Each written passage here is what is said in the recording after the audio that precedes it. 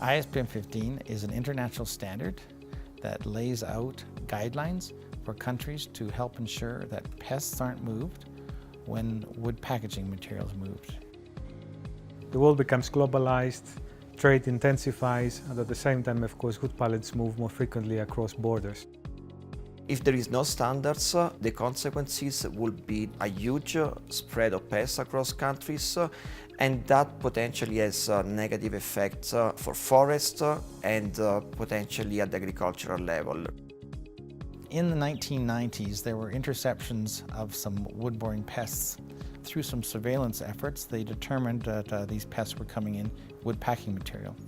Countries were concerned about this, so some experts were gathered together to develop and draft a standard. ISPM 15 falls into the environmental standard category, and there is evidence suggesting that the SPM 15 may be detrimental for the economic growth of less developed countries. Through this project, the STDF's goal was to look for practical solutions in Botswana, Cameroon, Mozambique, and Kenya, and also understand how we can further improve the way in which NPPOs are involved in regulating this standard. So many countries have adopted standard because most trade is moved on wood pallets or wood packaging material, and if you're not compliant, most countries will reject your shipments. So to be part of the game, you have to make sure that your pallets are treated, marked properly, and that you have good compliance. There are 3 approved methods for treating the wood packaging material: methyl bromide, heat treatment, and dielectric treatment. The heat treatment process is where the wood is put into a container and then the heat is pumped into it, mostly using either dry heat or steam. The methyl bromide is normally used by ensuring the timber is subjected to the gas, and through that all the pests are actually killed. The mark that we see, it certifies the wood packaging material, showing that it has been treated. It has an IPPC mark, it has the abbreviation of the country and the facility that is doing the treatment and the type of treatment. The mark on the wood must be legible. Illegibility of the mark makes it difficult to clear the produce because you are not able to tell where it has come from, and you will not be able to authenticate whether really the wood has been treated. We have the inspectors placed in the different entry points of the country. They're supposed to look for the compliance of that standard. If it does not comply, it's supposed to stop and take the necessary measure, which can be resent back or be destroyed according to the situation. The project relies on 3 parts. The first component is a qualitative one, the second component is a macroeconomic component, and the last one is a microeconomic component. For the qualitative component, we interviewed a number of national and international stakeholders. The main challenge has been the lack of a national regulation for the implementation of the standard. Well, the main challenge while inspecting the facility is mainly the staffing level. When we have so many products that require to be inspected, therefore you require a huge number of people to be able to do that.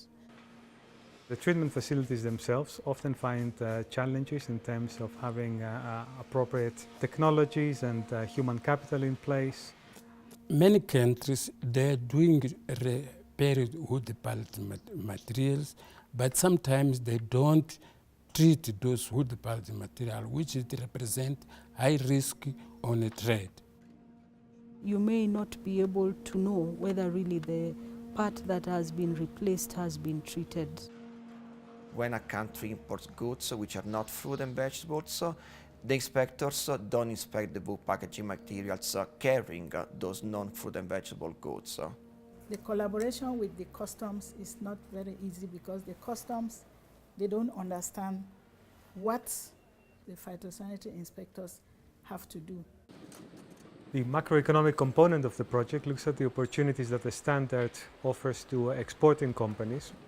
in terms of gaining access to new markets with more stringent environmental regulations. In Kenya, the exports of coffee and tea increased by 39% in the aftermath of the standard implementation. For the microeconomic component, we interviewed 36 wood packaging material treating facilities. We gather data on the cost and on the benefits of treating wood packaging materials. And one of the main results is that those businesses are operating in a surplus. This suggests that implementing the standard at the business level is a totally viable economic operation. On top of that, it generates employment and it helps new businesses to flourish. So far, there's not much coordination amongst different countries, but countries can benefit a lot by coordinating their actions and sharing examples of best practice and reflections on the often common challenges that they face. The project has been able to help us to understand how we can implement the program much better. It has given us the opportunity to identify so many irregularities. We have actually discovered that the standard have some guidelines that have to guide us, how the companies should carry out their activities, how our inspectors have to work, and we are going to guide them from the learning that we have actually acquired in this workshop. The objective of the ISPM 15 in the long run would be to eliminate the pest spread across countries. I'd like to see this standard implemented in all countries so that all trading partners had confidence that the treatment had been applied. The standard, if it's well implemented, will increase our exports, so that it will be economic improvement for the country. We are able to protect our forests by ensuring that all the wood packaging material that is coming to the country is treated. We are going to have access to other international markets that we have not been able to go through because we didn't use the standard. We need to improve on the communication. We also need to regionally collaborate more so that we can find out what challenges are there and be able to address the challenges as a region.